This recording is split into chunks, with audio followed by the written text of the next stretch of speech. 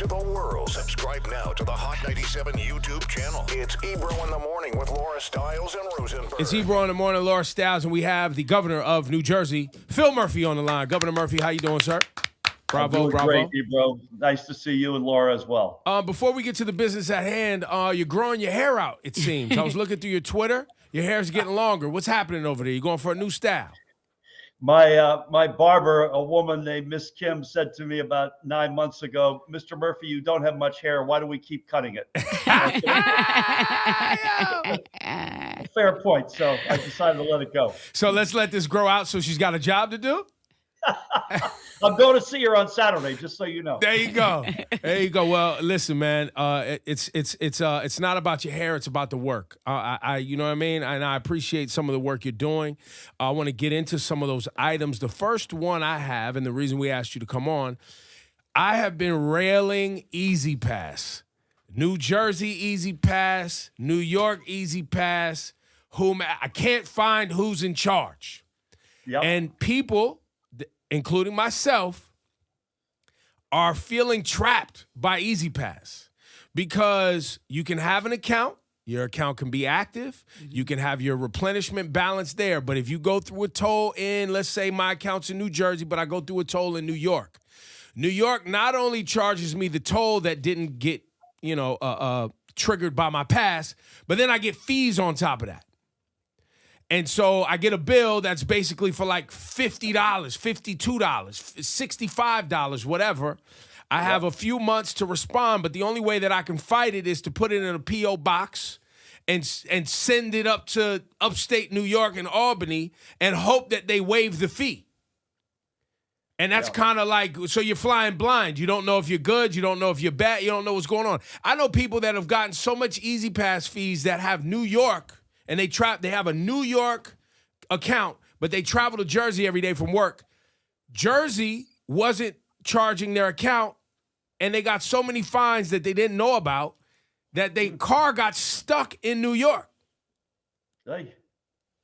And they couldn't travel to Jersey for fear that their car would be taken. So you, sir, have stepped in, and your administration, with a new policy for at least for the state of Jersey, which is what?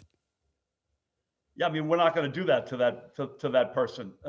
We're not going to rip their eyes out unwittingly. We normally have a good rap with New York. The Port Authority is a bi-state authority. That's the nexus of our relationship with New York. So this is something that when you raised it with me is A, was news to me on the New York side in particular, and B, we got to make sure we're not ripping people's eyes out without period, but also being transparent about what they're charged, which we will do. Well, so according to what I read in the policy that was recently, or that you're putting forward in New Jersey, is the state of New Jersey, the Easy Pass Authority there, will, if you have an account in New Jersey, when fees come up, they will first check to see if you have an actual account before they send you a bill with the fee, correct? That is correct. How do we get New York State and New Jersey to communicate? Because if I call New Jersey Easy Pass, they don't speak to New York, and New York doesn't speak to New Jersey. And that's where the discrepancy is, because if my account is in either state, then New York's not going to charge my New Jersey account, and New Jersey's not going to be able to check my New York account. How do we fix that for the people? That's the part that is, frankly, surprising to me, if not shocking, because, as I say, we have to deal with New York every single minute of every day. So I'm gonna run that down for you, because that's not right. The left hand has to know what the right hand's doing, and it normally does work, but in this case, it clearly isn't working. Yeah, because if I call, which I have, and I've been on this on the air for probably how many months, y'all? Six. It's been a while. It's been a while? Yeah, it's been if a while. I call, like if I get a bill from New Jersey side, or if I get a bill from the New York side, because I have an account in Jersey. I got that right? Yeah, my account's in Jersey. And I get a bill from New York. If I call the New York Easy Pass, they're like, hey, we can't see your account in New Jersey, so yeah, man, that's not right. We got to fix that. All right. Right. So and now can we get that. Kathy Hochul on this? Do the governors talk? Yep, we talk all the time. I've got a very good relationship with her. So, but this is one that is we got to get it fixed. It's not right. Yeah. Now, I appreciate you for that, and I'll be following up with you on that. You correspond very well. Look, Yep. I could text Governor Murphy, me. I know. and That's he'll pretty hit me back. awesome. It's pretty awesome. Governor Murphy, I saw that you tweeted that you joined a multi-state reproductive freedom alliance. It's 20 governors that are representing more than half of all Americans. Please talk to me about this, because I'm just, to me, as a woman, it's so important to protect Yep. abortion rights. But talk to me more about this. Yeah. So, Laura, this is, as you rightfully point out, it's about 20 states. California, Gavin Newsom, to his credit, led this. It's basically what I would call safety in numbers. Each Right. one of these 20 states on their own right, and New Jersey, I think, is among the leaders in the nation, protects the right to an abortion, protects the right to reproductive freedom by statute, not just relying on case law, which in turn used to rely on Roe v. Wade, which, as we know, has been blown up. So the notion is, if we band together, we could get potentially one of those 1 + 1 = 3 outcomes. We have a bigger megaphone, we cast a bigger shadow. By the way, you put California, New York, Illinois, New Jersey together right there. You've got, something like 75 million Americans from those 4 states alone. And then you add a bunch of other states. And in fact, Pennsylvania would take that number to probably 90 million. This is basically making a statement, both in form and in substance, that reproductive freedom, the right to an abortion, matters, and that we will band together and forever stand by that. Another stance that you're taking, I recently saw a few days ago on your Twitter account. We live in a time now where politicians in states like Florida are using Black history as the latest, device to create some sort of political alignments, using these kind of divisive tactics, aligning with white supremacy, trying to erase African American studies and Black history, specifically taking books off shelves in the state of New Jersey. On this issue, also, you're making sure that this is cemented in the curriculum. Can you talk about what the work is that's going on there? You betcha. So Florida and their Governor Ron DeSantis, frankly, for reasons that are beyond me, other than to divide us and to diminish Black Americans and Black history, basically said they weren't going to teach the advanced placement African American studies program that the College Board was devising. So that's bad in and of itself. Then the College Board got rolled.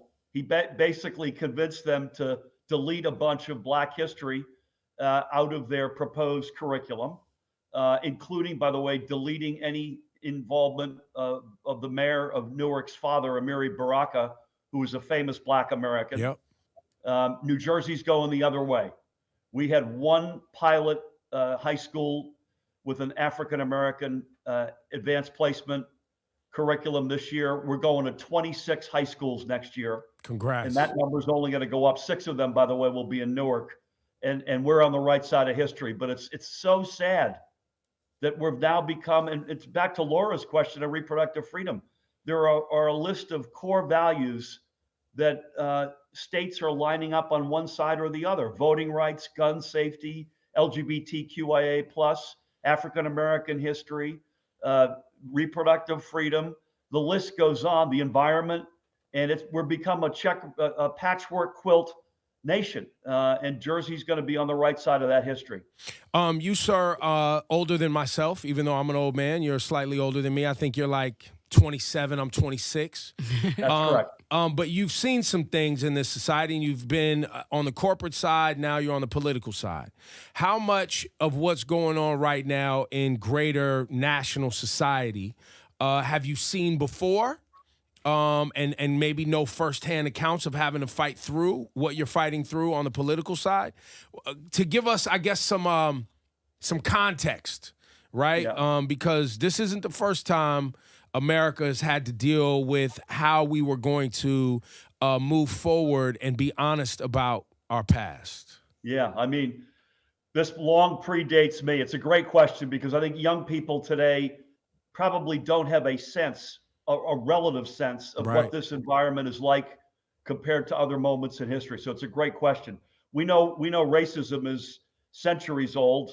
Forced slavery long predates me. I was born in '57, so I was growing up in the '60s, and I think that's probably, Ebro, I would think that's the only other time in my life that sort of you could compare this to, Right. where you had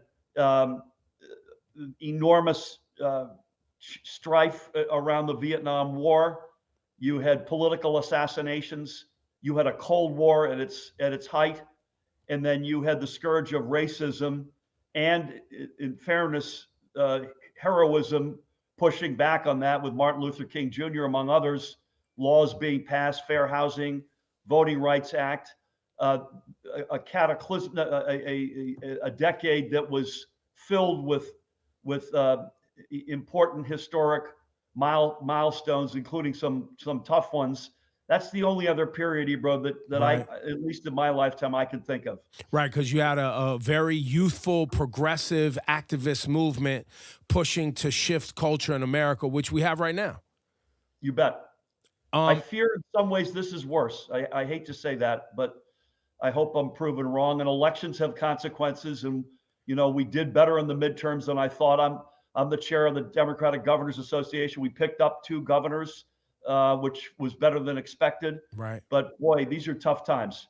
You say you feel like now is tougher than before. Is there another indicator you're seeing that makes it feel? Is it because of social media? Is it because of you feel maybe there's more false information and it's just freewheeling out here, and the checks and balances of like actual facts are hard to discern what's real and what's not?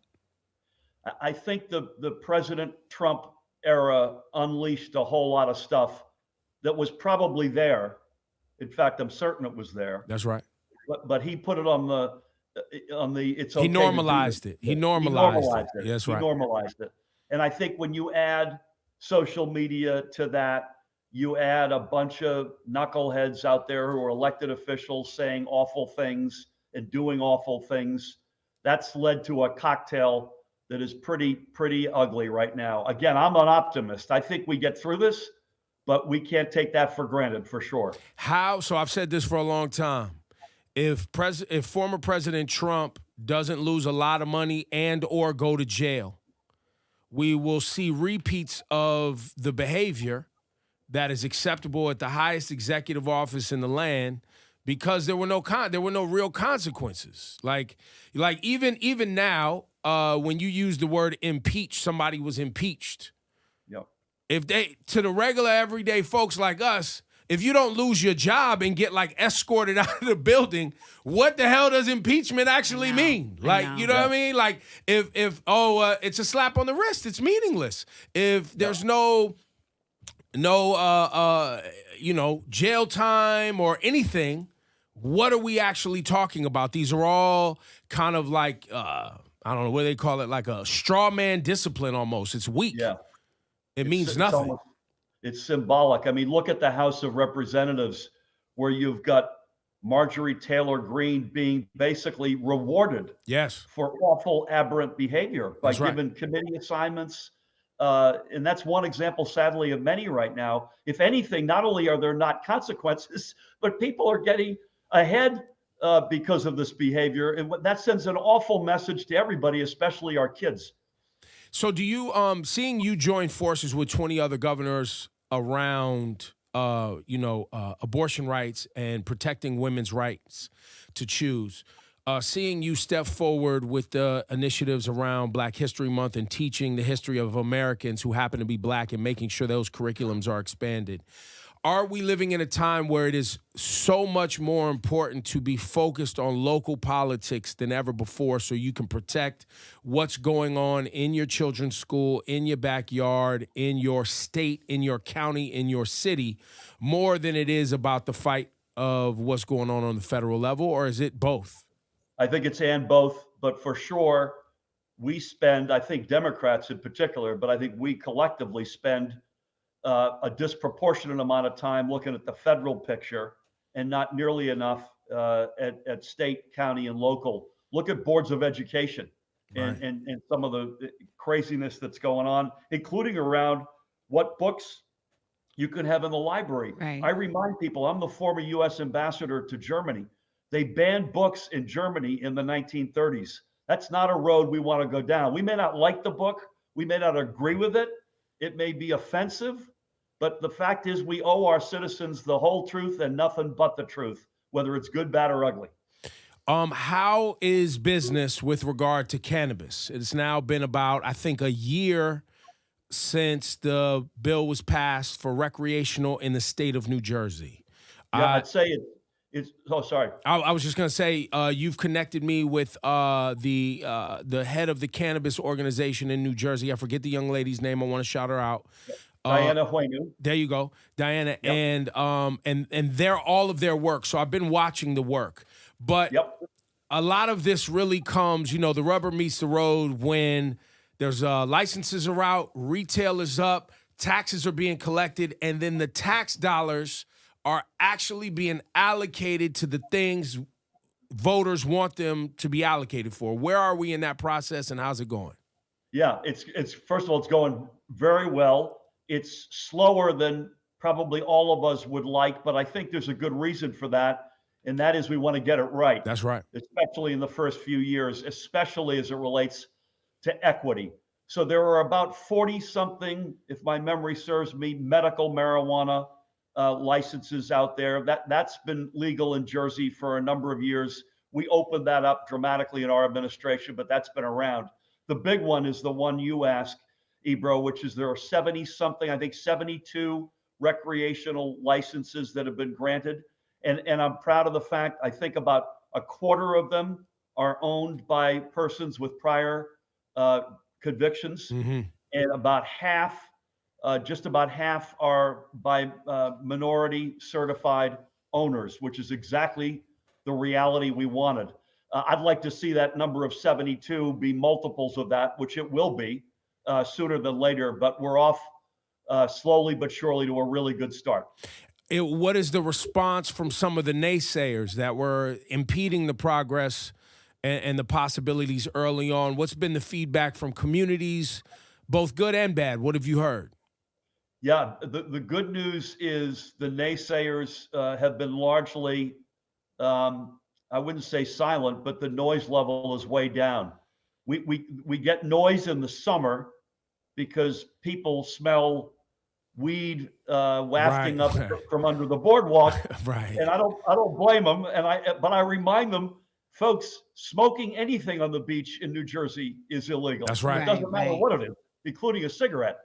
So that's sort of quote unquote nothing new, but it's remarkably, so I'm knocking on wood here, remarkably accepted. When you poll it, about 2/3 of our citizens are in favor of legalization. So it's really almost, I wouldn't say it entirely, but it's almost like pushing on a screen door right now. Got it. That's beautiful. Well, salute to everybody in New Jersey doing great work in your administration. Some great people over there. There's also your team was telling me about movies being shot in New Jersey, and sound stages and jobs coming to New Jersey in that industry. So one of the things that I have a pet peeve about as a parent, and just knowing what parents are trying to do for their youth, is to understand where I should direct my young person, my child in my home, in a career path. We live in a society where a lot of parents are like, oh, whatever makes you happy, and I just want you to be fulfilled, and that's beautiful. It's beautiful that you can do whatever you want with your life.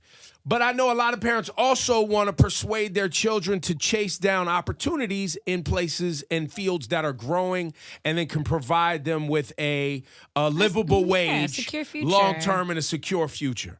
For young people in Jersey and people looking for work in Jersey, what are the growing industries? And talk about some of the things that are becoming available over the next 5 years to a decade for people looking for work in Jersey. Great question. So we are an innovation economy. We always have been, and we are now more than ever. So bio, life sciences, pharmaceutical, tech, telecom, increasingly fintech.